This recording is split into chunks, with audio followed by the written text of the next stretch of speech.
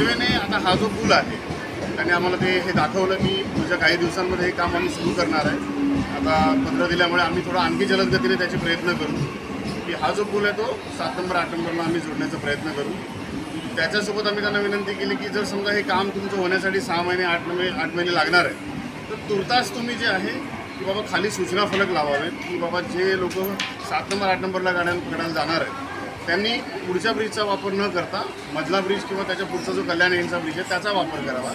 जेणेकरून हा जो सगळा द्राविडी प्राणायाम आहे तो त्यांचा कमी होईल। त्याचबरोबर आम्ही त्यांना सूचना केली की मधले जे ब्रिज आहेत त्या मधल्या ब्रिजवरती सूचना फलक नाही आहेत, दिशादर्शक नाही आहेत, तर त्यासाठी सुद्धा त्यांनी आम्हाला सांगितलं की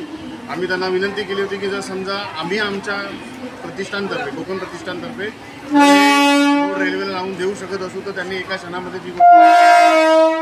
त्यांनी ती गोष्ट मान्य केली की त्यांनी सांगितलं की नक्कीच लोकांच्या जर प्रवाशांच्या फायद्यासाठी जर एखादी गोष्ट होत असेल तर तुम्ही नक्कीच करा। तर आम्ही आमच्या संघटनेतर्फे ते बॅनर जे आहेत त्याच्यावरती लोकांना माहीत मिळेल की कुठून उतरायचं आहे, कुठल्या ठिकाणी जायचं आहे, जेणेकरून थोडासा तो कोकणी प्रवाशांचा आपला मनस्ताप कमी होईल।